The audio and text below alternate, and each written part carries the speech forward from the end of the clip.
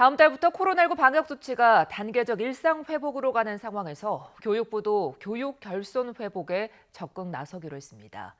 하지만 학력 미달 학생이 늘고 중위권도 무너지는 학력 양극화가 뚜렷해져 이를 좁히기는 쉽지 않아 보입니다. 김종균 기자입니다. 코로나19는 교육 분야에도 깊은 상처를 남겼습니다. 전국 중학교 3학년과 고등학교 2학년 학생의 3%만 표집해 실시한 지난해 학업 성취도 평가 결과를 보면 중위권 붕괴 현상이 뚜렷합니다. 고등학교는 1년 사이에 보통 수준의 학생 비율이 줄고 기초학력 미달 학생은 증가했습니다.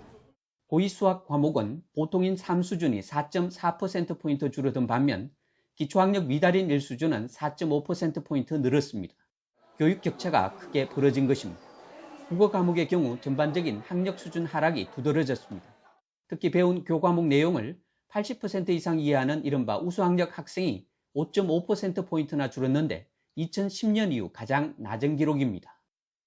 요즘 학생들이 주로 이제 SNS라든지 단문에 익숙해져 있단 말이에요. 그래서 이제 국어가 이제 독해력이 상당히 중요한데 장문 독해하는데 약간의 그 어려움을 따르는 것 같습니다.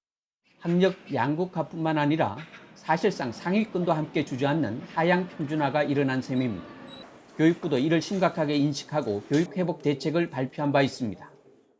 올해 하반기와 내년까지를 바라보면서 교육부의 가장 중요한 첫 번째 정책 과제는 코로나로 인한 교육 결손을 빠르게 회복하는 것입니다. 하지만 등교 확대와 방과 후 보충 수업만으로 해결하기엔 한계가 있어 보입니다. 일단 전 학년에 학업 성취도 평가가 없어서 정확한 진단이 어렵습니다. 또 학력 수준을 개인별로 평가할 잣대 없이 맞춤형 교육도 사실상 불가합니다. 학교 현장에선 과감한 대책 없이 단순히 코로나 탓으로만 돌려서는 안 된다는 지적이 나오고 있습니다. YTN 김종균입니다.